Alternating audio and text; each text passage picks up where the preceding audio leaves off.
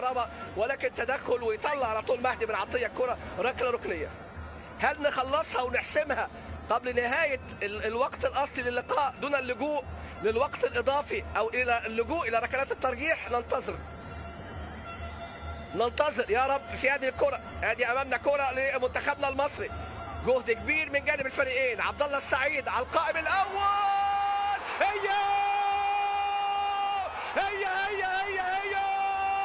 يا كهربا، محمود كهربا كهربهم يا كهربا. محمود كهربا ياتي بالهدف في وقت قاتل.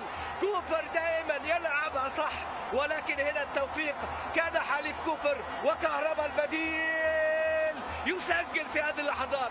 بص شوف كهربا عملها كهربا وفرح مصر كلها، فرحنا كلنا، فرح مصر يا كهربا. فك العودة فين؟ العودة في المنشار، وكهربا المنشار ياتي بهدف مصر الاول. كهربا يسجل. بص شوف كهربا بيعمل ايه، بص شوف كهربا. ادي الكرة بتاعت عبد الله السعيد، وادي الاولانية ورجعت له الثانية وسط الحصار. يضحك على احمدي ويضحك على منير كجوي برأسية اولا، تأتي في كوكا ثم تعود الى كهربا. كهربا يا كهربا، دلعهم يا كهربا، حطها يا كهربا.